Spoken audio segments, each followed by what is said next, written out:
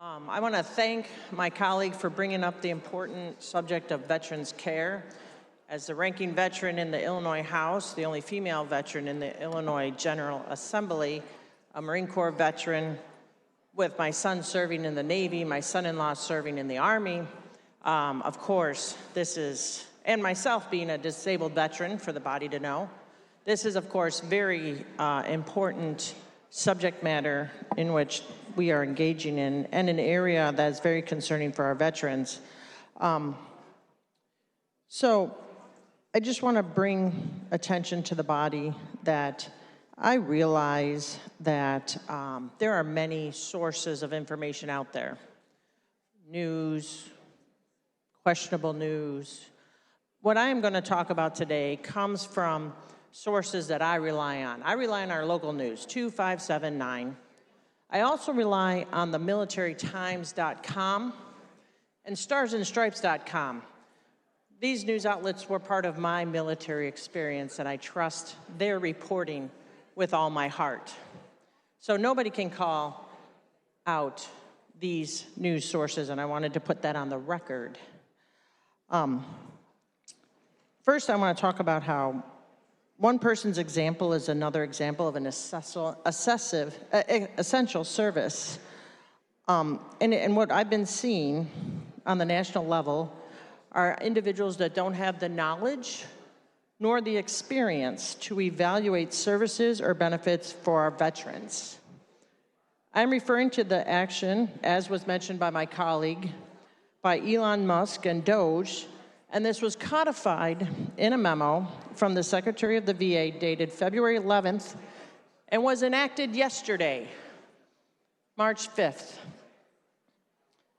To note, we have 18 million veterans nationwide, over 600,000 veterans here in the state of Illinois.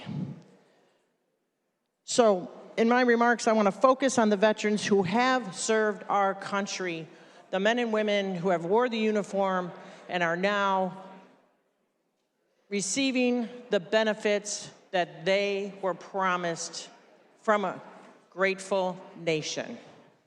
Ladies and gentlemen, I do wish that you pay attention because this is an important subject, and this is important for our veterans who serve our community. This has been verified, according to the new Secretary of the VA, a desire by DOGE, as we have heard, Elon Musk's department, somebody that has zero military experience, embraced by the Secretary of the VA to return to 2019 staffing levels. Now, my colleague talked about this in brevity. I'm going to talk about this in specificity because it is important to note these facts for our veterans. The Secretary of the VA is going to return to 2019 staffing levels, and this is a reduction of roughly 80,000 employees, most of which who are veterans. So when we want to have the discussion about veteran homelessness and veteran services, we are now unemploying 80,000 veterans. Excuse me. I want to put on the record, on August 10th, 2022, Congress passed the PACT Act. What is the PACT Act? It is the promise to address comprehensive toxins. The toxins that my friends endured in the burn pits in Iraq and Afghanistan that took them over 10 years or more, 20 years, to get recognized by Congress of the cancers, of the pain to they can't breathe. They can't live without constant pain. 2022. So tell me how returning to 2019 levels can service the over 1 million families and veterans who are now being serviced by the PACT Act. This is not politics for me. I'm not going to call names. I'm not going to be derogatory. I am a factual individual. Logically, it makes zero sense that in 2022, we expanded the benefits for the men and women that suffered so much, and then we are returning to staffing levels of 2019. Let that sink in. How is that gonna happen? How is it gonna happen? It simply is not gonna happen. And benefits, and to be quite honest, I know veterans that has taken 6 years to get their appeal approved by the VA because there are so much need out there. 6 years, veterans are waiting for the benefits that they deserve. And now we are cutting 80,000 individuals that are processing the claims, that are making sure that our benefits, that our veterans and our benefits are being properly educated. I want to give you a quote, again, from Stars and Stripes, not any kind of cable network news, but Stars and Stripes. The quote is, "Everybody who served honorably met their end of this agreement. We demand our leaders to do the same and ensure VA has the staff and resources so veterans can receive their full earned benefits. This is not an ask.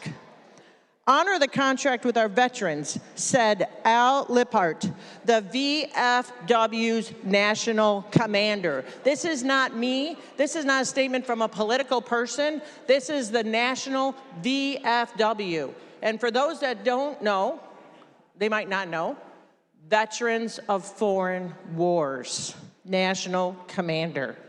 There is nothing more sacred than taking care of those who serve this nation. And this got to be fixed. We have 1.4 million members of the VFW. And again, they represent the 18 million veterans nationwide. They all need to be treated with respect. Stars and Stripes continue to report the contracts that are being canceled, waste, fraud, and abuse. We all want to get rid of waste, fraud, and abuse. We all do. But it is somebody who has no knowledge of the VA and looking at canceling contracts that the VA has, and this is, again, Stars and Stripes, and this is actually collaborated with Channel 5 NBC News. Contracts that cover having sterile certifications for VA hospital pharmacy operations, air quality control, safety testing for the infectious diseases, in addition to cancellation of services. And I'll pause for you all to hear this. I'm still pausing. Reported in Stars and Stripes, verified by Channel 5 NBC News, cancellation of the contract that supports the National Center for PTSD, the VA entity that is the world's leading research and educational center on post-traumatic stress disorder. And it also terminated the contract that would continue the long-established technology upgrade for the Veterans Health Administration. That's important. Radiation monitoring for x-rays, certification, accreditation for stroke centers, cancer care. List goes on and on. That's our veterans. I finally want to address, and I appreciate the body giving me this time.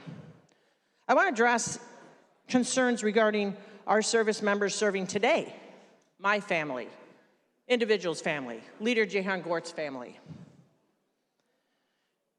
In response to Trump's executive order on diversity, equity, and inclusion, again verified, the military has halted all training on military sexual assault, in addition to access to services provided to victims of military sexual assault. Now, I realize by the chatter, military sexual assault might not be important to some. Their side conversations are more important. Understand that. I understand that. Some folks have never been exposed to military sexual assault. So why would it be important to them? Chatter away, duly noted. Chatter, chatter, chatter.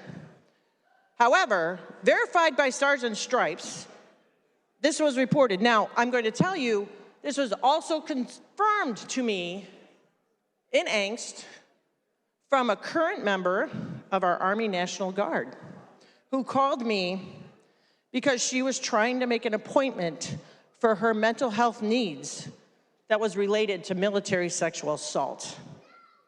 And she was told there are going to be no further appointments for her.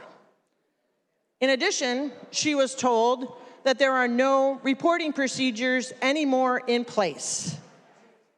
In short, there is nobody to investigate anymore because of this executive order for victims of individuals currently serving who have suffered military sexual assault and trauma. In addition, there's been a recent recommendation of John Phelan to be the Secretary of the Navy. Recommendations come before the Senate, along with Stefan Feinberg to be Deputy Secretary of the Defense. What is their qualifications to hold these esteemed titles for our service members? The Department of the Navy, where my son is serving. What is their credentials? The credentials is they have 0 military experience. 0 military experience of the person that's going to be in charge of the Secretary of Navy of my son's ship. What do they have in common? And again, militarytimes.com, folks. This is not any cable news network. What are their qualifications? Namely, their qualifications is that they are founders of private equity firms with net worth of billions. Militarytimes.com, folks. Look it up. That's a disservice to our service members. So, while I understand these are national issues, but I understand these have huge impacts to our families and the services rendered to our veterans today. I am not the chair of Veterans Affairs. I'm not.